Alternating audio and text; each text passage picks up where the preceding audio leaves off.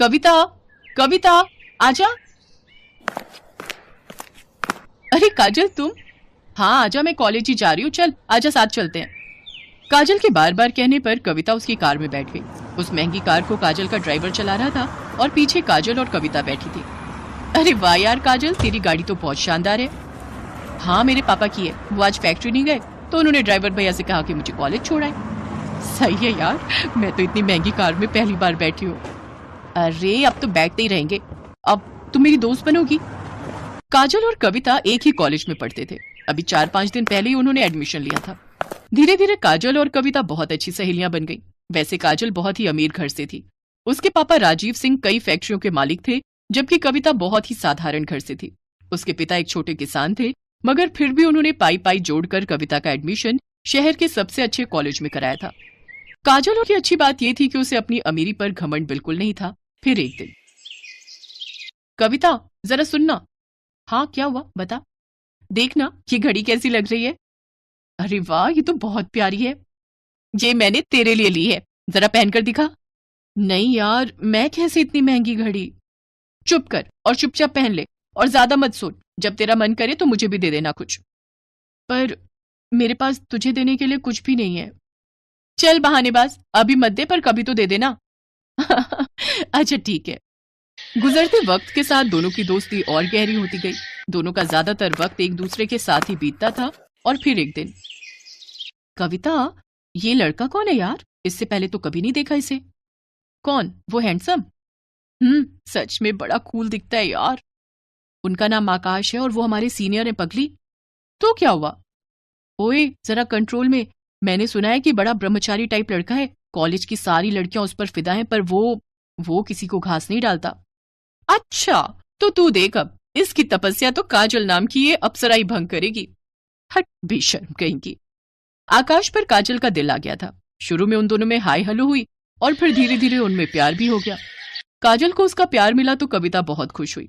लेकिन फिर एक दिन, काजल, फाइनल रिजल्ट आते ही मैं यूएस चला जाऊंगा। यूएस? पर क्यों?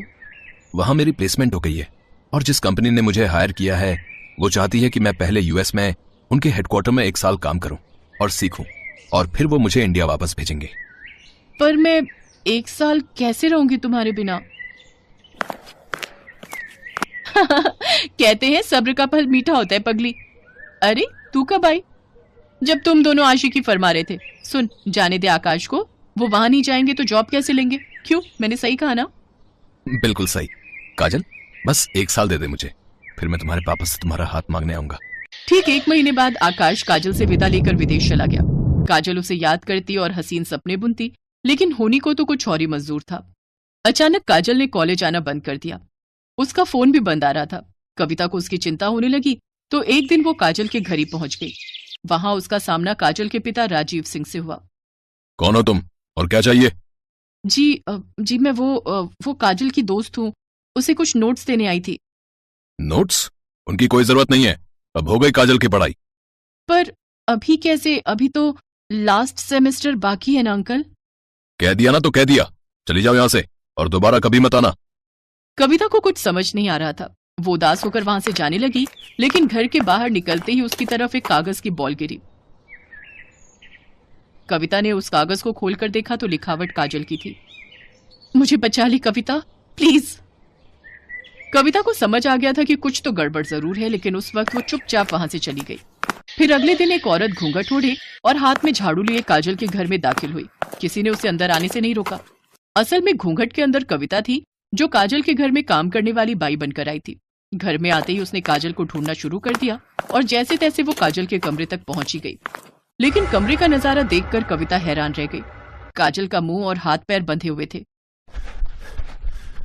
काजल, ये सब क्या है?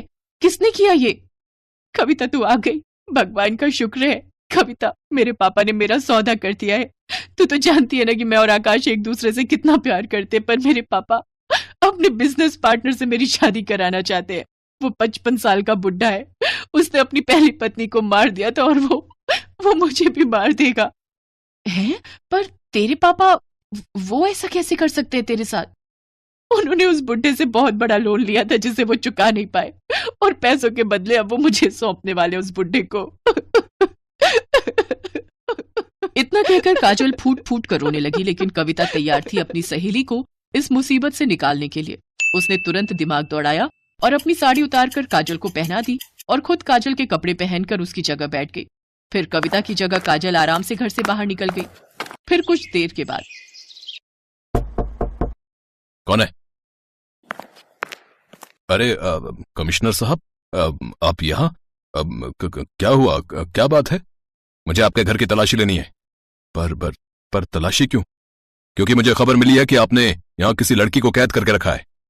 इतना कहकर पुलिस कमिश्नर के साथ आए पुलिस वालों ने घर की तलाशी शुरू कर दी और कुछ ही मिनटों में कविता उनके साथ खड़ी थी। उसके चेहरे पर चोट के कई निशान थे। असल में राजीव को जैसे ही कविता और काजल के प्लान का पता चला तो उसने कविता को ही अपने गुस्से का शिकार बनाया और उसके साथ मारपीट की।